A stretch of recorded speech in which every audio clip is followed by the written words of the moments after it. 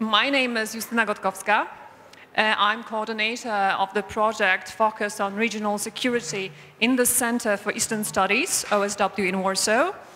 And I have the pleasure to moderate an excellent panel with Tajan Ildam, NATO Assistant Secretary General for Public Diplomacy since 2016, former Turkey's representative to OSCE, to NATO, with Witold Waszczykowski, former Minister of Foreign Affairs of Poland from 2015 to 2018, currently Member of Parliament, and with Derek Chollet, Executive Vice President of the German Marshall Fund of the United States from 2012 to 2015, US Assistant Secretary of Defense for International Security Affairs.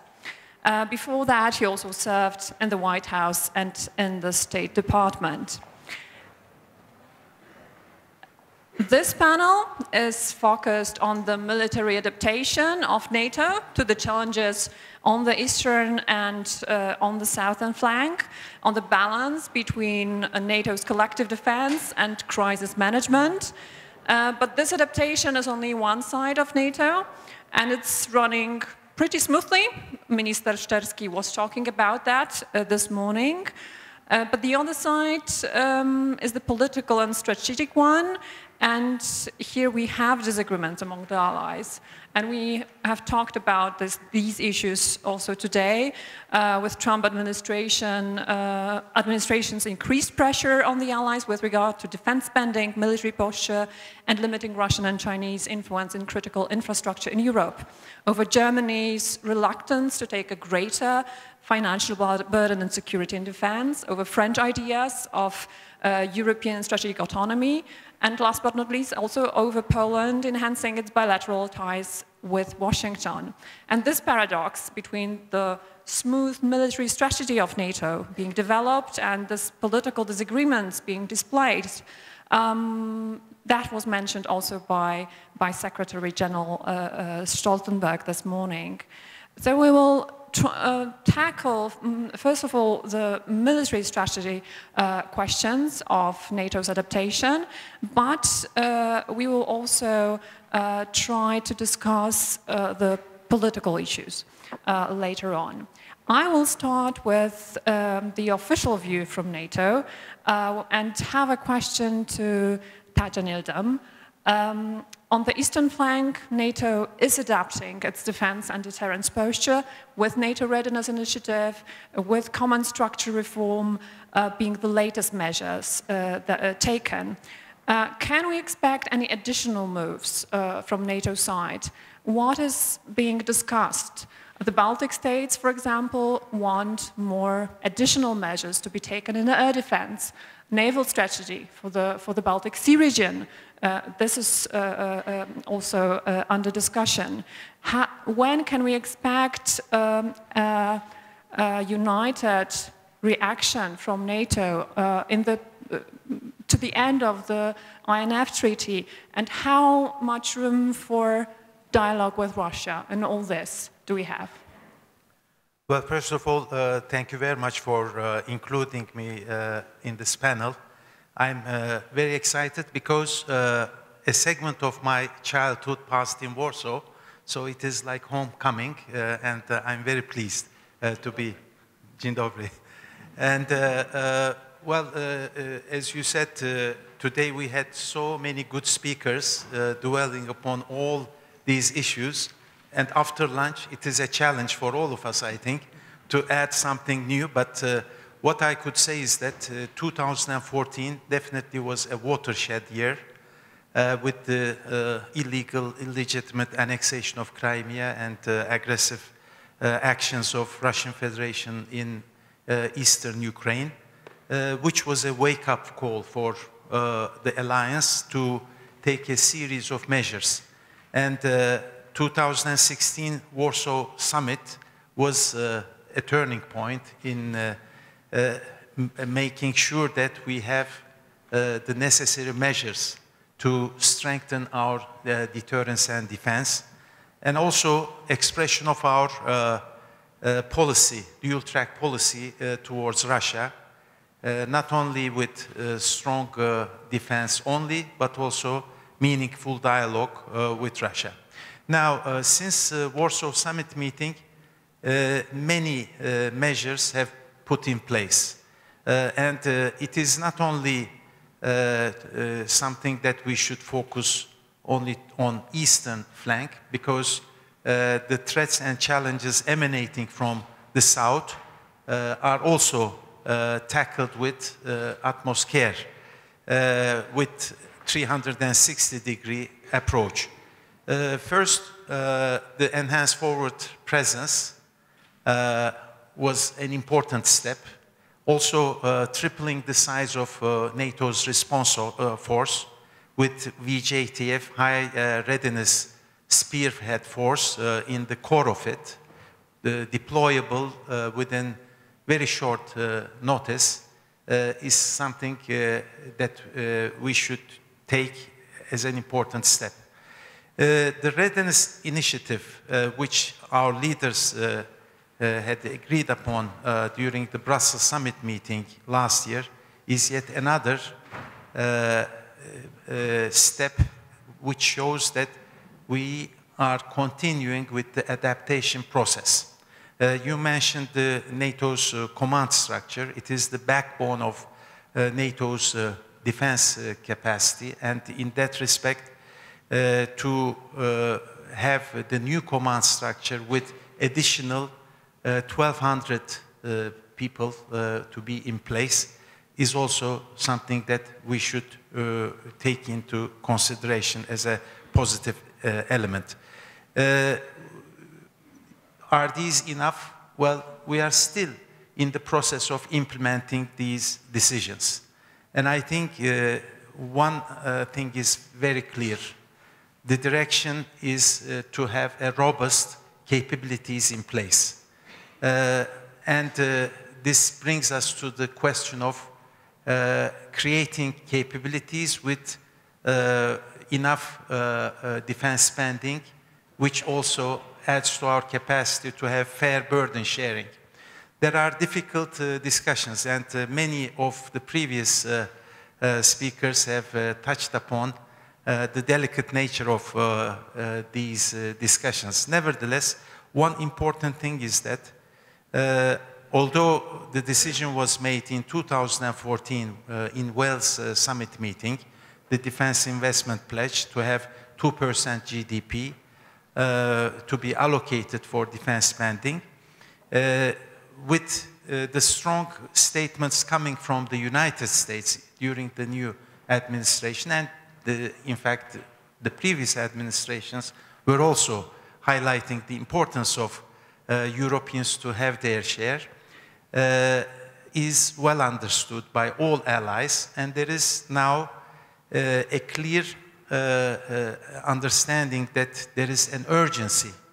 The sense of urgency is there, and each nation is making an effort and providing NATO with annual plans to show how they would be meeting the criteria of 2% GDP, but also 20% of the defense spending to be allocated to high-end new equipment. Now, a few words on Russia and INF Treaty. We have heard the Secretary General also emphasizing his satisfaction regarding the unity among allies on that. It is clear that the Russian Federation is in breach of the INF Treaty. For any treaty to be implemented fully, you require all sides of the legal instruments to be respected and implemented by all.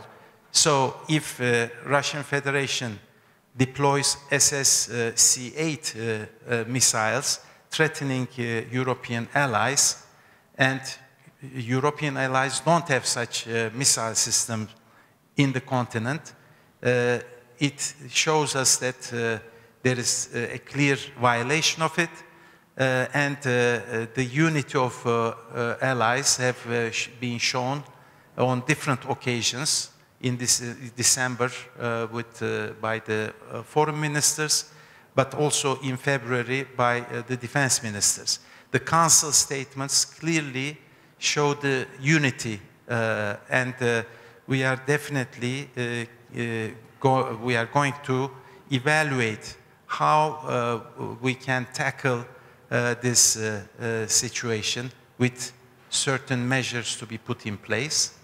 It does not necessarily require any deployments in terms of land-based missiles, and Secretary General was clear on that. But we have to be prepared for a situation in which INF Treaty is no longer in place. Nevertheless, we still have time until August, and allies are calling on Russia to return to full and verifiable compliance. And I think this window of opportunity should be used properly. Yes. So any decisions will be taken, as I understand, after August, but the discussion has already begun with regard to what NATO shall do. But I have also one question about NATO's presence on the eastern flank. Last year we had huge exercises, Trident Juncture 2018, that took place in Norway, collective defense exercises of this size, first time after 20 years, I assume, with NRF being exercised fully, with VJTF and with the two other brigades with huge US participation. Can we expect such exercises to be taken place on the eastern flank? Because so far we had only actually the US exercise, Sabre Strike exercise is the biggest exercise on exercising collective defense here in the region. What about NATO? Is that on the agenda? Well, first of all, exercises provide a good opportunity for our forces to train and to have the ability to see interoperability of our forces in place. Trident Juncture, indeed, after the Cold War, was the largest exercise that the alliance has conducted. But now we have such an exercise concept that each individual ally can organize a nationally led exercise participated by other allies, but they could easily be linked to NATO, and in the eyes of the outside world, it doesn't make any difference whether it is national-led or NATO exercise as such. They call it NATO exercise. But NATO plans exercises well in advance, and I know that there will be a new series of exercises in the future. I know that in 2021, for instance, there will be a big exercise, and they are high-profile exercises, also providing us with the communication opportunity to make sure that there is full transparency, not to create any situation in which we may risk miscalculation. Therefore, to communicate the intention of NATO is also something important, not only training our forces, but also to communicate what we intend to do. And it is always defensive, measured, in line with international instruments. I would like now to turn to Minister Waszczykowski, who has a story to tell from 1999, and then ask him about his perspective on NATO's defense and deterrence posture on the eastern flank. Is that enough, what we have agreed upon within NATO, or do we need additional measures? Yes, thank you very much for invitation. I'm very glad also and thankful to Director Dembski for organizing this event, because there are too few events to commemorate our 20th anniversary of being a member of NATO. So I'm grateful that you brought also some veterans, some dinosaurs from that times. For those who don't remember, I would like to show the proof. I had the pleasure and honor in January 1992 just to be in the secretary room in the Polish mission and to receive the fax from, at that time really we were operating on faxes. Fax from Mr. Solana. Fax was addressed to Mr. Bronisław Geremek, informing Polish Minister of Foreign Affairs that the procedure of ratification was successfully ended and Poland is eligible to join NATO, and of course Bronisław Geremek a few months later signed this Washington Treaty in the United States. So thank you very much for organizing once again. Addressing the conference subjects, of course we support the idea of 360 degrees approach to security of NATO, but we have to remember that there are different threats coming from different directions. I just last night returned from Greece, from Athens, where I had the chance to participate in the mission of NATO Parliamentary Assembly, and we monitor situation on the Greece border. We had a chance to visit a refugee camp near Athens, and then to take a trip on the Coast Guard boat in the sea, in the Mediterranean Sea. The threat coming from the south, from the Middle East and from North Africa has a different nature, the threat coming from the east.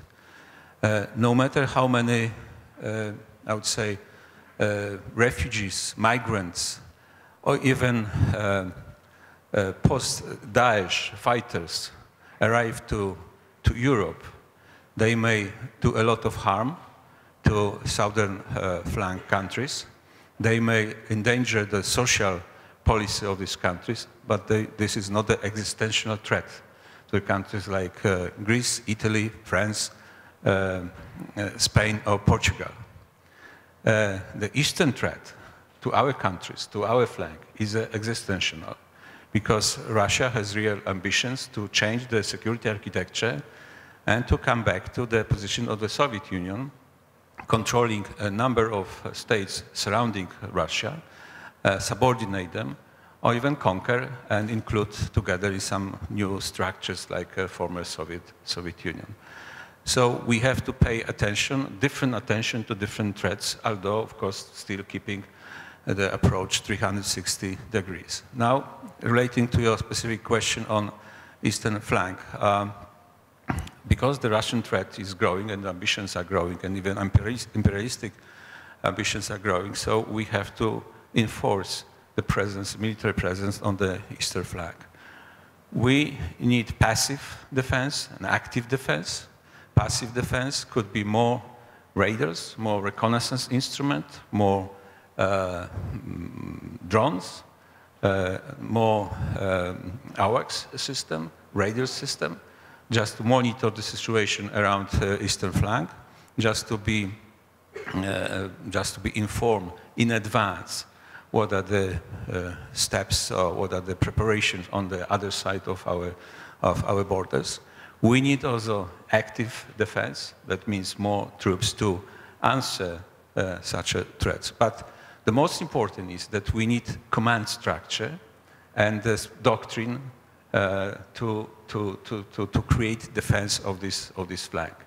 Because bringing more troops without a doctrine, without command structure, what we can do, we can exercise the art of shooting, the art of digging trenches, you know, but not the real art of planning defense of the eastern flank.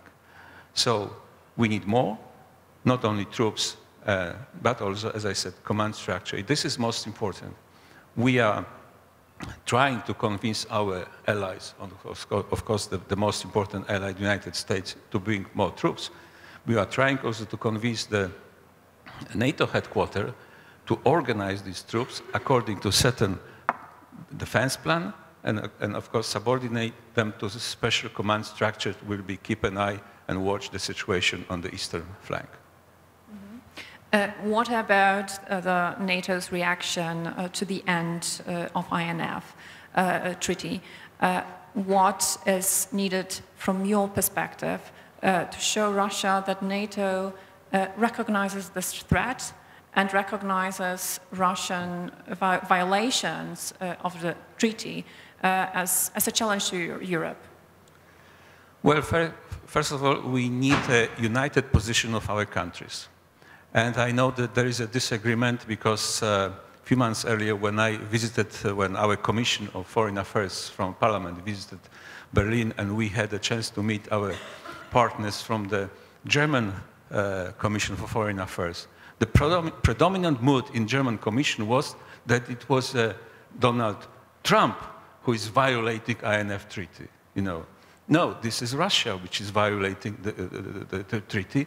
Since 2014, 2013, it was already recognized by the previous President of the United States, Barack Obama. So we need to have a united position among ourselves. Then, if we have a united position, we can still put the pressure on Russia to come back to the INF treaty. If it fails, of course, we have to defend, we have to adopt additional steps. Doesn't have to be immediately to reinforce the presence of nuclear forces on the territory of Europe. There are a number of conventional steps which can be taken to prevent, to deny Russia possibility to attack Europe from the European territory of Russia. But, of course, as I said, we need united policy, recognition of this threat, and then we can discuss how we can face and answer this threat. Mm-hmm. Thank you. I would like to turn to Derek Chollet. How do you see the NATO adaptations to the challenges coming both from the east and from the south, since Minister mentioned it? And you have a perspective of a person who co-shaped, I assume, NATO strategy until 2015, but now is an independent think tanker. Where do you see the gaps in NATO 360 degrees posture? Well, first, thank you for moderating. Thanks to my fellow panelists. Look, from a U.S. perspective, there's a lot of support for the NATO 360 concept. And, of course, for many years, across administrations, the U.S. has urged NATO allies not to provoke a trade-off between threats NATO faces from the East, which are, the minister is absolutely correct, profound and existential to this part of the world, but also to keep our eyes on the threats emanating up from the South. And the arc of instability that we have seen over the last decade plus, stretching from West Africa all the way over to the Afghanistan-Pakistan border, is not going to subside anytime soon. Of course, we saw that erupt profoundly here in Europe several years ago with the migration crisis. So we want to avoid making those trade-offs. I think the alliance has done a pretty good job of addressing the eastern flank. There's still a lot more to do, and there are very important discussions underway about more the United States specifically can do in this part of the world. But I think that as the German defense minister outlined as well, we can step back from the perspective of just a few years when we were sitting at the Wales summit and we were grappling with these twin crises which had exploded unexpectedly, Ukraine and ISIS. I was serving in the government then, in the US government, and I vividly recall the atmosphere around Wales was one of high stress and expectation, whether the alliance was going to be able to step up and answer these twin challenges emanating from the East and the South, which presented two very different sets of threats. I think we can look from the perspective of 2019 and say the alliance has succeeded in meeting those challenges. If we could have told ourselves in 2014 the story that unfolded of the preceding, or the next 5 years, I think many of us would have said that's the best possible outcome we could have expected. That said, we cannot step back and just coast here because the threats are ever changing. Our enemies are adapting.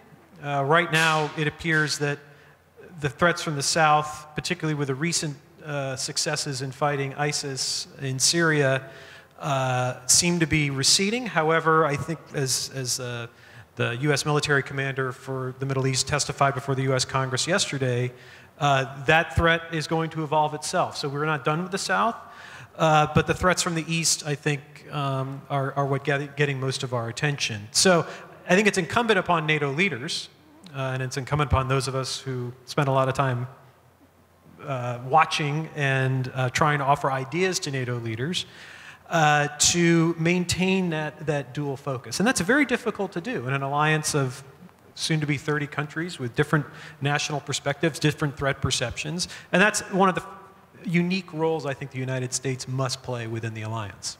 Mm-hmm. That's true. That's difficult. NATO's reaction, especially, or NATO strategy for the South, with very different challenges. NATO is adapting. The latest Iraq training mission is the example of NATO's measures. But one must say also that NATO member states prefer other formats of reaction in the South, either coalition of willing or European missions and operations. And what is the prospect of NATO crisis management in such a situation? Then what can NATO do more that it is right now doing in the South? And this question goes to both of you, Director and Tatan. Maybe you can answer this one. Well, first of all, the concept of 360-degree approach requires us to have a broader vision. I agree with the Minister that the challenges and threats that we face from two directions by nature are different. But I cannot quite agree with him if it comes to defining whether these threats are existential or not, because for migration it may be true. It cannot be qualified as existential threat, but when it comes to terrorism, I think it is equally existential by nature. Now, dealing with the South, it is very complex by nature. And NATO has certain capacity and competence to deal with some of them, but not all. And this requires us to have a comprehensive approach to cooperate with other institutions, first and foremost, the European Union.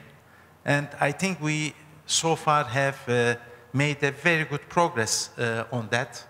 There are two joint declarations that NATO Secretary General Stoltenberg signed with presidents of the European Council and European Commission.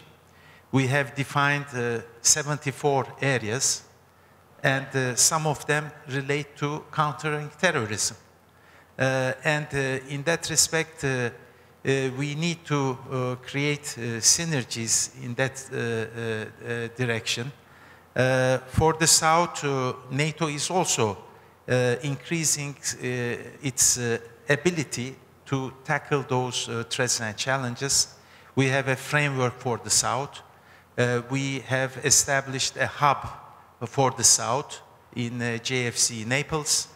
Now they are manned, and it will increase our situational awareness and strategic anticipation as to what's going on in the region, for us not to be caught by surprise, but to be prepared to any eventual evolution of developments there. Okay. Do you have something to add? I agree completely. I think the work plan is an ambitious one. It's one that has a lot of support in the United States. I think it is important to note that there's not a one-size-fits-all answer for NATO when it comes to thinking about the challenges in the East and the South, and there are certain competencies that NATO does not have when you're thinking of the threats emanating from the South. This is where the EU cooperation is absolutely critical.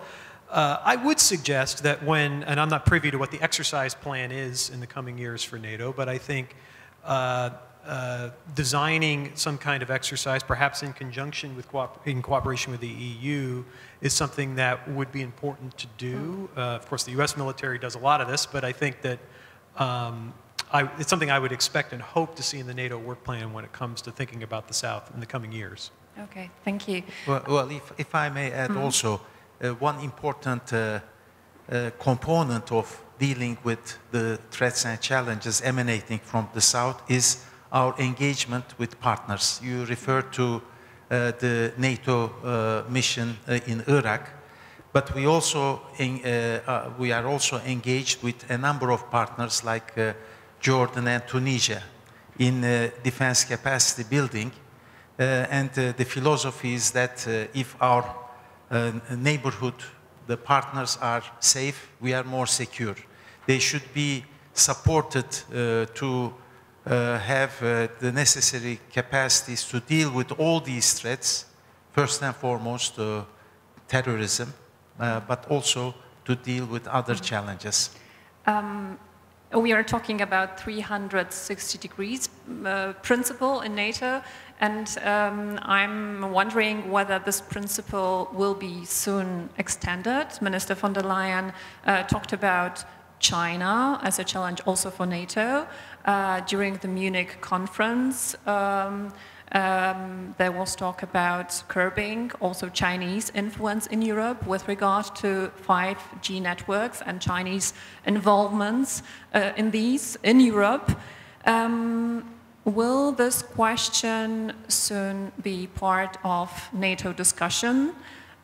Will this question be a divisive issue, or can we find a common ground on China in Europe? Well, it should be part of the discussion. When we think about challenges from the East, we should think of the Far East, because the conversation increasingly, I think, within the transatlantic space will be about China. Certainly that's happening in the United States, where one of the few areas of bipartisan consensus in foreign policy that we've seen really strengthen over the last 2 years has been on the multiplicity of threats the U.S. faces from China. Again, this is an area where NATO will have certain competencies, and then a lot of the areas where it's not going to have anything to do with NATO. When we think of cyber, which has been mentioned several times already during this conference, no question that there's a profound threat from Russia, a profound threat from non-state actors like ISIS, but one cannot tackle the cyber threat issue without addressing what's coming from China. This is an area where we've already seen some division between the US and some European partners. Poland's not one of them right now, but on 5G in particular. That's not necessarily a NATO issue, but I think this has the potential to continue to be a bit of an irritant in the transatlantic relationship. But I think just as the US is working to try to engage more deeply with European partners in dealing with the China threat, whether in terms of their political influence or their economic influence or the way that they are trying to transform technology, we should be talking to one another more intensively in the NATO context as well as outside of NATO about the military threats that they pose. And this is an area where INF could come in. And I thought it was important that the German defense minister raised China in that context, and perhaps as a way to try to do a follow-on to INF deal with Russia if we bring the Chinese threat into that discussion. I don't hold a lot of confidence that that would work, but I think it's a positive step that that's the conversation here, because one cannot walk into a conference anywhere in Washington and not have the conversation come back to China, because that is, as I said, increasingly being seen as the paramount threat to the United States. I would like to turn to Minister Waszczykowski, because the Chinese question is also relevant to Poland, with Huawei treating Poland as an important country in its strategy for Central Eastern Europe. How do you view these issues? Well, I hope that some of you had a chance to watch a famous movie, Game of Thrones. So you will know the expression, winter is coming. China is coming. I know that this is very catchy to point at China as a main global threat right now. I don't want to neglect this threat.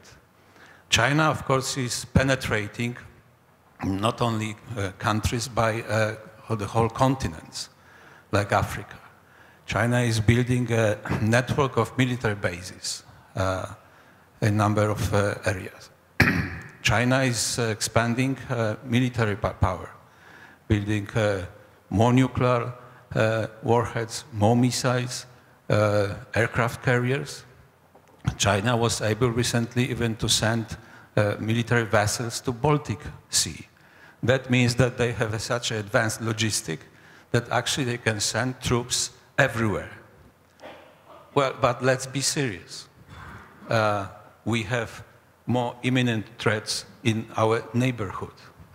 We still have unsolved conflict between Russia and Ukraine, Middle East and North Africa. So in our adjacent neighborhood. And some of the countries are responsible for solving these problems. Let me remind you about Normandy formula. Who is part of the Normandy formula? Germany and France. Minsk peace process, Germany and France. Who is absent in the Middle East right now to solve the Middle East number of conflicts? European Union. Who is present in Libya? Who is supporting General Haftar? Russia. Who is present in Syria? Russia. So I think that having problems with solving these problems created by Russia, Germany and France, they try to find excuses right now and to point at other problems as a substitute and create such a threat, which of course exists, but will be not solved directly and only by European Union and NATO. It could be solved by a larger cooperation of a number of more countries. So, as I said, I don't want to neglect 5G and other penetration also in our country. But let's think about first thing first.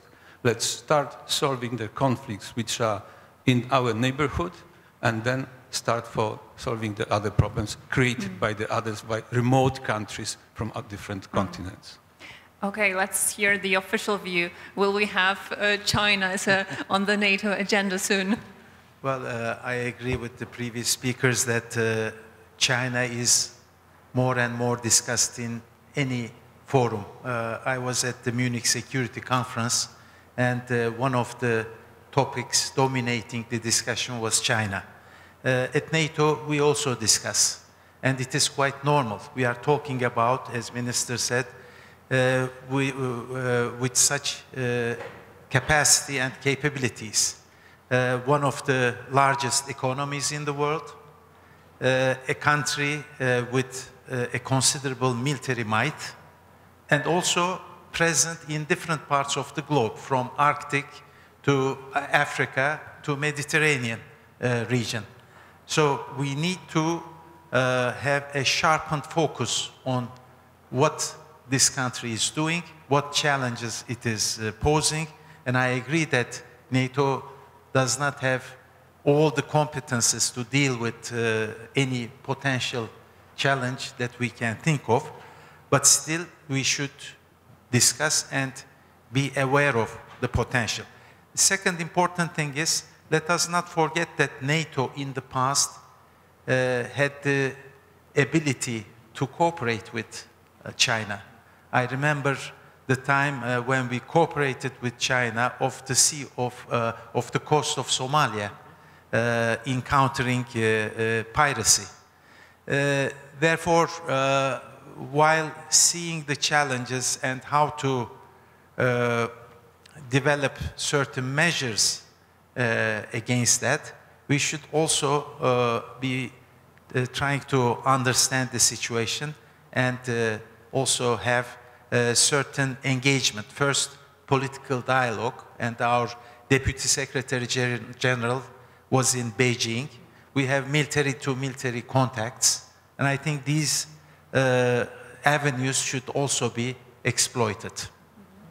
Thank you. And my last question, I would like to come back to this paradox between military strategy and military adaptation of NATO that is running pretty smoothly, and political disagreements, different visions of international relations. How do you perceive, Minister, the recent discussions, initiatives, proposals, for example, these were the ones that President Macron put on Monday about new European Treaty on Defense and Security, European Operation Mutual Defense Clause. How can these discussions affect NATO political and military development? Well, our opinion is quite positive that the more instrument to defend Europe we have, the better. But the devil is in the details, of course, how we can do this, where we can find fundings, and how we can do this avoiding competition and repetitions and duplications. So this is the problem.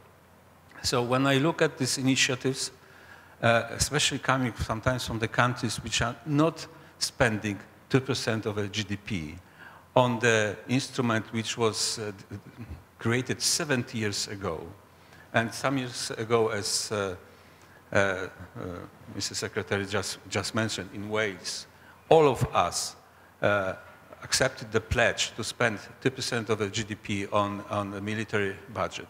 So how can we be certain, how we can be sure that initiating at the same time simultaneous separate military initiative can be implemented by whom and by what kind of money? So these are the questions.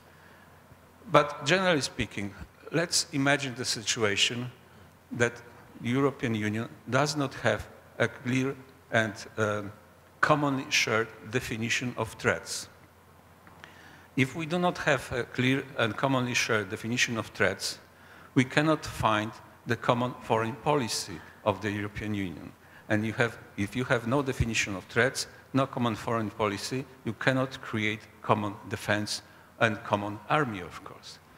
Then, even if we decided on threats, foreign policy, and the defense identity, what kind of a political authority supposed to monitor and decide about use of this army? We have a bad exercise with the battle groups, because a number of years ago we created the battle groups which are never used by the European Union because there is no political procedure and political authority to authorize use of these groups. Let's imagine we overcome these problems and we create, for instance, the bulk of 100,000 troops and officers in Europe. Who will command them on the military? Who will be in charge military of this? So there are a number of questions which are not answered. So my answer for this kind of a proposal is that these are only ambitions of certain politicians, of certain countries, but they are very difficult to implement them because they are absolutely unrealistic.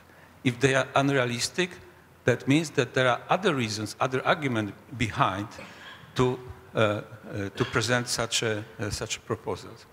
And for instance, look at the structure which is called PESCO. Is this an initiative which is supposed to lead to common defense and common army and common military action? No. Mostly it's about the common defense industry and how to use some ideas, how to redirect funds from the European Union to certain countries, to certain industrial groups to produce certain armaments.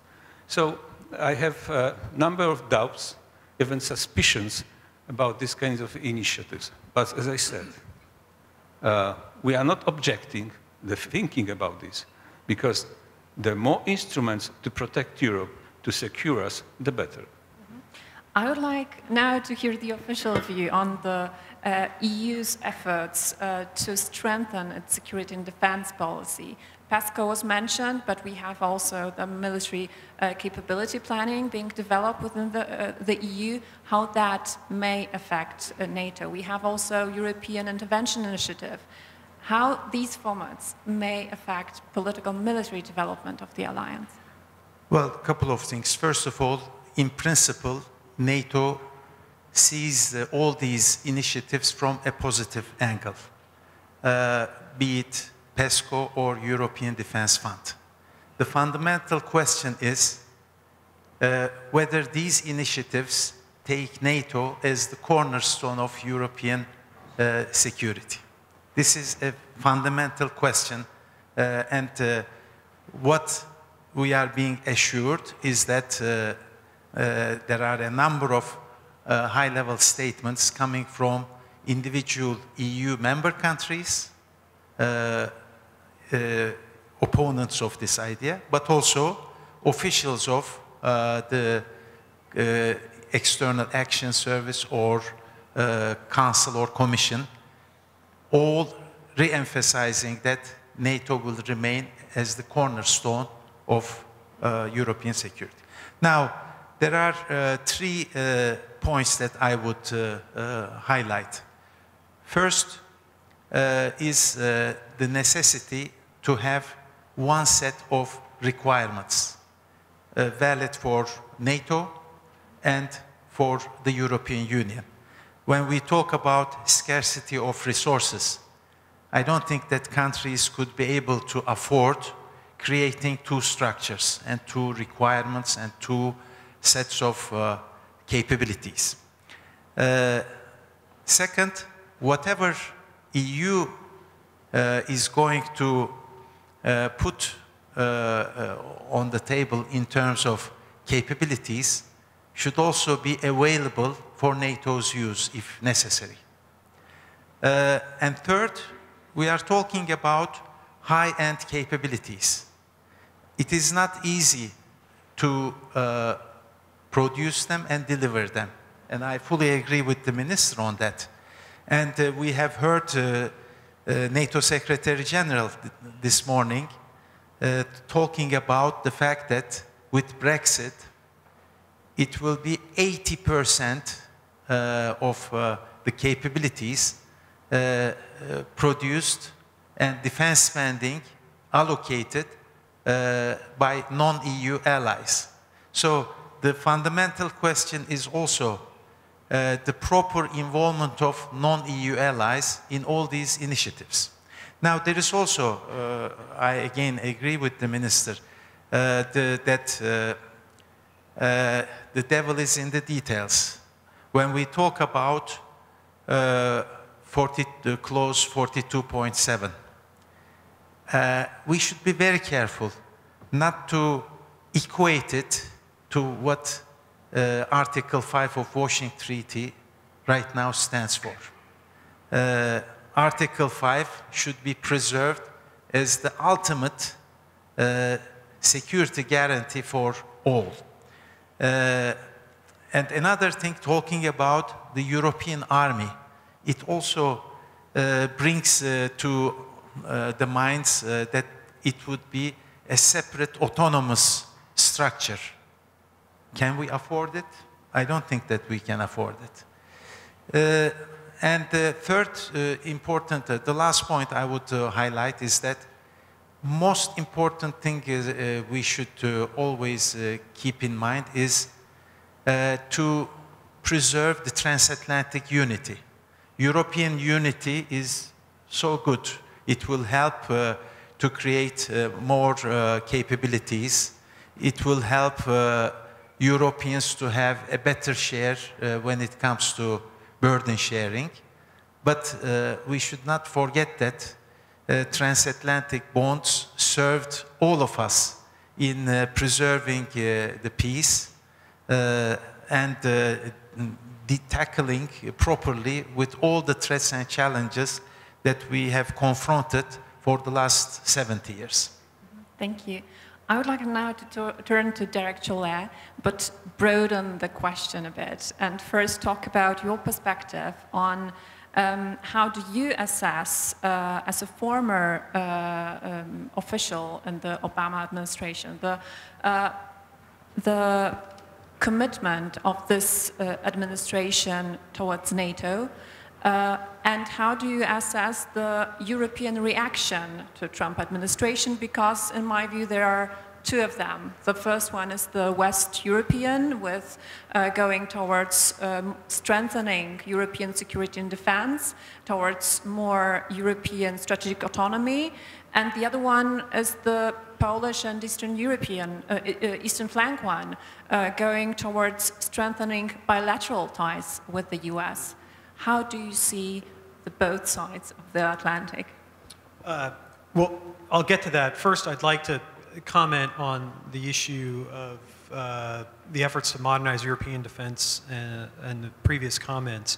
I mean, because really this gets to burden sharing, right? And in some ways, the burden sharing debate is as old as the alliance itself. Recently, I was reviewing the debate the United States was having in 1951 over the initial deployment or redeployment of US troops to Europe, just as NATO was getting up and running, when Dwight Eisenhower came out of retirement to put back on the uniform to come to Paris to help stand up the military command structure of NATO. And there was a huge debate in the United States then about whether it was in the US national interest to deploy US forces back to Europe after we had just fought the Second World War. And whether the European allies would be able to stand up, and whether, frankly, it was in our interest for the European allies to develop capable militaries to work with the United States. And it was important for me to not relearn, because I wasn't alive in 1951, but I think it's important to remember this debate for the United States, to show that the discussion today about the division of labor, about whether the US is doing too much or too little, what the Europeans should or shouldn't do, it's not new to the alliance, even though it has taken a sharpened edge in the last 2 years, to be sure. And when it comes to the US perspective on the various efforts within Europe to strengthen European defense, I think it to me, shows the fundamental wisdom of what Secretary Albright outlined 20 years ago, in which the United States fully supports the modernization of and increase the capabilities of European defense, as long as there's no duplication, no discrimination, and no decoupling from NATO. Now, what's interesting from my perspective, I was serving in the State Department 20 years ago, and I remember those debates vividly when it was over CSDP, and there was a lot of concern in the United States about whether this meant the end for NATO. I think for the most part, right now, as the US is watching these debates unfold in Europe, I think the perspective tends to be a pretty pragmatic one, which is whatever it takes for the Europeans to spend more on their defense, we'll be for it, as long as those 3 Ds do not apply. Now, when it comes to the perspective of the United States on NATO, I think it's important to disaggregate this into kind of 3 different buckets. First, there's no question that just an honest reading of the history of the last 2 years shows as turbulent a period in the NATO alliance as has existed in the last 70 years. And that's not been something that has been forced upon the alliance from without, but from within. There's a lot of reasons for concern, from the president's very first speech on NATO in Brussels in early 2017, where he failed to talk about Article 5. Thankfully, he came to Warsaw several months later and amended that. But from the campaign rhetoric to Secretary Mattis's resignation letter, which went out of its way to talk about the importance of allies and NATO, but also outlined this as a key difference with the perspective of the president, all the way to the widely reported discussions that have been happening behind closed doors where the president's talked about pulling out of NATO. That's cause for concern. That's creating a lot of concern here in Europe, understandably, uncertainty about what direction the United States is headed in when it comes to the alliance, a lot of concern within the United States. So that's one perspective.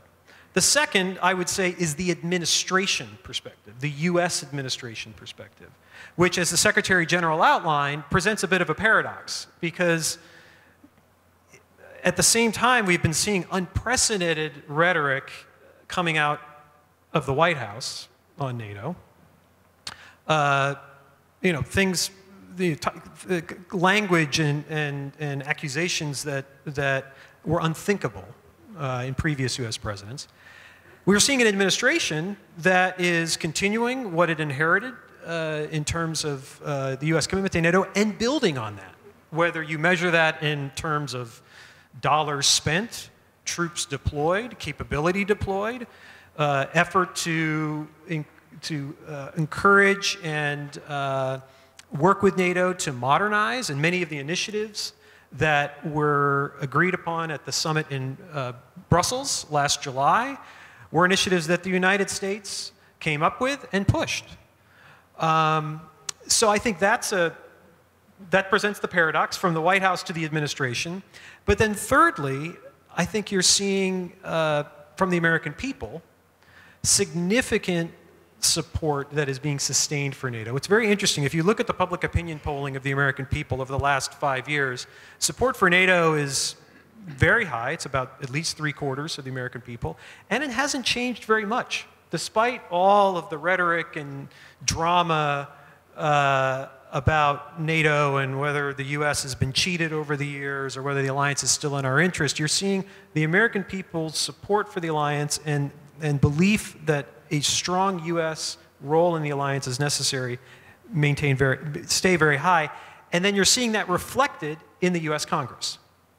And whether you look at specific pieces of legislation supporting the alliance or perhaps thwarting any attempt by the president to undermine the US role in the alliance, to bipartisan congressional support for the military budget and the US deployments to NATO, that's something, or even, you know, very practically, the fact that the Munich Security Conference had a record-setting number of members of Congress coming to that conference, there's a reason for that. It's because many members of Congress believe, on both sides of the political aisle in the United States, believe that it's important to show that the United States is not fully on board with some of the rhetoric that we have seen coming out of the White House regarding NATO. So it's understandable why many Europeans looking from over here can be confused by what's going on in the United States. Sometimes many of us sitting in Washington are very confused. But what I think it's very important for us to maintain focus on, from where I sit, is what the administration is doing, not the president, what the administration is doing, and what the American people are supporting. Thank you. If I may join this subject for a while, comment, because I don't want you to leave this room with the assumption that the whole problems in the transatlantic discussion is created recently by specific Donald Trump and his administration. And I don't want to create the assumption that the idea of autonomic, whatever it's called by Macron, strategic autonomy, is something which we need recently, and we are praying for this. Let me remind you that the concept of strategic autonomy, which we're supposed to read as an emancipation of Europe, or especially Western Europe, from the American umbrella, started immediately after the end of the Cold War. Let me remind the beginning of 1990s, the search for something which was called Petersburg Mission, to use NATO assets to European missions where America is not willing or not able. You know, there was an assumption that such a mission could be better swallowed by Russians. Then Berlin Plus, 1996, CJTF, and so on. Smart defense, more for less. You know, so Europe for more than 25 years will always constantly searching, and let's be specific, for emancipation. I think it's a recipe for disaster. Because whenever Europeans try to solve the problems on the continent or around the continent without Americans, they failed. Look at the Balkan conflicts. Without Americans, we couldn't solve this problem. Look at the Russian problem with Ukraine. Look at the Middle East and others. So let's forget about these schizophrenic problems in Europe that being majority of us are part of NATO. More than 20 countries of the European Union are part of NATO. And they are still, some of them, they are dreaming to create something separate, something autonomic, exactly something which is emancipating them from the United States. That's a recipe for disaster. Thank you, Minister, for this strong statement. And with this, I would like to open the floor to maybe 3 questions. We have 10, 15 minutes. I see Minister, please. Well, just 2 short questions. One question relates to the military exercises within NATO. Obviously, we are very glad to see exercises like Triton Juncture, but I think that what we are missing are exercises which are very vital, which would address the problem we have in NATO, a certain disadvantage we have vis-à-vis Russia. Russia can simply concentrate along its western borders tremendous amount of forces in a very quick time, in a very short time. You know, they showed that their capability to transfer troops even up to the 150,000 is tremendous. We have no such capabilities. So what we really need is not that much sort of shooting exercises, but something which would be a replica of Reforger. You know, that's something which I think is absolutely critical. And the second type of exercises which I think we need are snap exercises. That's something which also Russia practice, and I think that that's what we need. But my second question, I have more, but I will not extend sort of my limit, is this. We can see that there is a considerable sort of difference of opinion surrounded the policy in Middle East between United States and Turkey. And that obviously creates certain tensions. So to what extent this discrepancy could somehow affect the NATO unity? Thank you. I saw a question over there.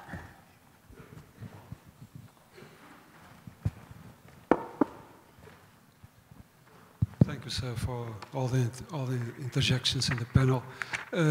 I'm the Portuguese Chargé d'Affaires in Warsaw for the time being. I used to be a research advisor in the NATO Defense College between 2003 and 2005. I happened to be apparently the first person in the NATO staff that time to be invited to go to China and to make its first official presentation on, let's say, very general affairs, geostrategic affairs. I've been invited for a person in the Fudan University, which is the oldest university in Shanghai. It's not like the European universities. It only has 100 years of existence, by a professor called Cheng Ding Li, who happens to write from time to time in the International Herald Tribune. He used to write some articles in the International Herald Tribune. I should like to ask you something. When the terrorist threat from the Islamic countries began, I happened to speak with somebody of the United States establishment, and they told us we were not prepared. While we had a lot of Sovietologists in the United States, persons who could master Russian, who could speak fluent Russian, we didn't have any in Arab, in the Arab language. So we were caught in surprise. When we try to speak about China, and if we went to speak about China in NATO, and I always remember that while I was in the headquarters of NATO in Brussels, I remember that every time I wanted to speak about Iran, France would raise its hand, would ask for the floor and say, we won't speak about Iran. So I don't know what's going to happen about China. But are we prepared to speak about China? It's such an ancient civilization. It's such a diverse civilization. Do you have enough people, sinologists, experts in China? Isn't it really an utopia to speak about China? Thank you. Thank you. I think I've gathered two questions from Marek Świerczyński, whom I promised that he'll ask his question, and from Marcin Terejkowski.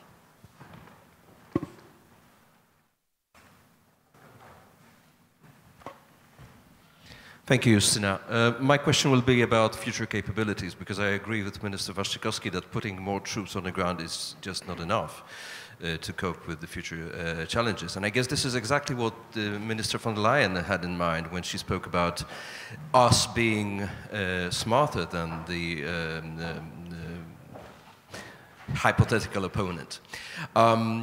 In terms of the 360 degrees approach that stands in the title of this session, this also spans not only into the azimuth on the ground, but also towards the space and cyber domains. And to be honest, I don't see a strategic communication in NATO ambitious enough about how to integrate the national capabilities in cyber and space domains, and also the info war or info battle domain. Whereas, of course, in the United States, we've got this multi-domain battle concept, which is implemented and actually expands into the capabilities of artificial intelligence and whatever unmanned and autonomous platforms there are. So, to be short, what next in terms of future capabilities? Thank you.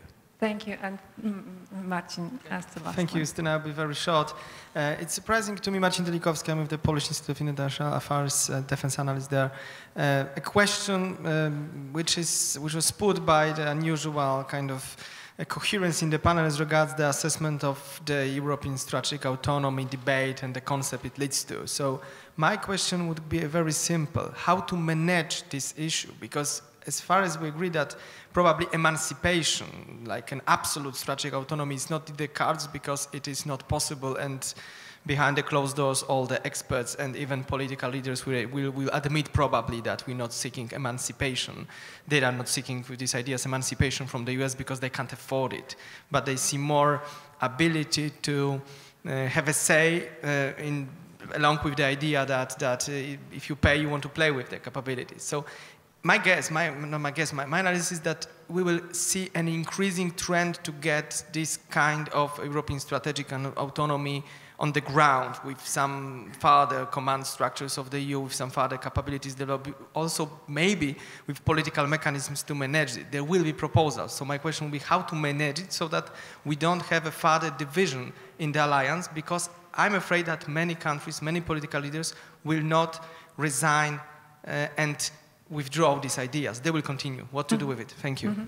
Thank you. So we have the question of exercises, US, Turkey in the Middle East, China expertise in NATO, future capabilities, space, cyber, and the issue of management of European capabilities. A lot. So I would ask you to pick one or two issues and to respond to these questions, starting with Minister Waszczykowski, please. Well, the best for me is to pick the last one, because you rightly pointed that there is a growing divergence in transatlantic area about not only capabilities, but also about how to treat the ambitions of some European countries for this emancipation or autonomy.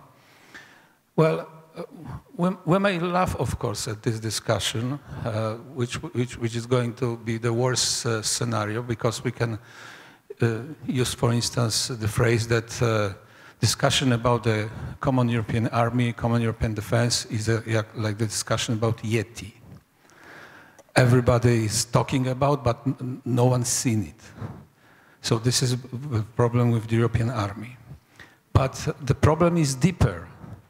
The problem is deeper because we have not only debate on how to defend Europe, how to defend transatlantic area, from which direction, by which instrument, but the problem is deeper because it's a growing ideological discussion, which is dividing us right now in the transatlantic area, in Europe, and in our countries.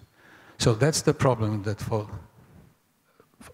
the last 25, 27 years, in Europe, but right after the election of Donald Trump, we detected, we sensed that also it was in the United States. That was a predominant mood that the only option for democratic country is something which is called so-called liberal democracy. And every other point of view on anything supposed to be eliminated. In the last few years, Europe discovered that these different point of views were not eliminated, but they even dared to win the elections. And this is the problem. So it's deeply rooted in the ideological discussion. And if we overcome this ideological discussion, then we come back to solving the problems of European defense capabilities and others. Thank you. Thank you. Taja Nildam. Well, first of all, the minister put a very important question. I rather took it as a comment, but I can fully subscribe with what he has said regarding the importance of exercises, and it is well recognized, understood by all allies, and we have quite an ambitious exercise program for the months and years to come. Of course, always in keeping in mind the transparency and risk reduction that we always attach importance to, using all the instruments, first and foremost, Vienna document of the OSCE. And on the one hand, it will add to our capacity to strengthen our deterrence and defense, but also be a component of the meaningful dialogue that we foster. Now, on Syria and certain frictions between two important allies, the United States and Turkey. For Turkey, terrorism is an existential question. As you know, PKK is qualified as a terrorist organization by a number of organizations, the United Nations and the European Union. NATO does not have a classification of terrorist organizations. Nevertheless, a few years ago in the documents, PYD and YPG were classified as extension of the PKK. And right now, what Turkey insists is that this terrorist group in Syria should not be those who become a strategic partner of allies in combating Daesh. So there is a difference of opinion, and within the alliance we may encounter such differences, but the only thing we can do is to encourage allies to sort out these differences with a good functioning dialogue between themselves. China, yes, perhaps we don't have our own expertise, but we have means to gather the necessary expertise and information about China. And we will utilize this expertise in any discussion with a view to have a better situational awareness and understanding. Regarding the cyber hybrid and STRATCOM question. I must say that we have made quite a progress in strengthening our cyber security. Now, as part of the NATO command structure modernization, we are having a cyberspace operational center at SHAPE, which adds to our capacity to deal with these threats. We have declared cyber as an operational domain, and any threat could trigger Article 5. So this is something new and important. And another thing, there are a number of allied nations who offered their national capabilities for NATO's use. And we have seen in fight against Daesh that these national cyber capabilities were used to defeat or make cyber attacks ineffective. For strategic communications, we are cognizant of the level of threat that we are facing when it comes to disinformation and propaganda. And for that, we are sharpening our capacities in not only debunking the hostile narrative, but also to be able to tap the technological advancement using big data to have a better understanding regarding how information space is shaping up, how hostile narrative is developing, but how our communications impacting the information space. So this information environment assessment capability is something that we are focusing in a very serious manner. For hybrid threats, we are developing capacities in countering hybrid and also working with the European Union, because in those areas like cyber and hybrid, we should create synergies. And one last word on strategic autonomy, and I think the fundamental question is if we all agree to follow the principles that I briefly alluded to in my intervention. First and foremost, the NATO to be the cornerstone of European security, then any capability development on the part of EU would be welcome, and it will contribute to defense capabilities, but also burden sharing.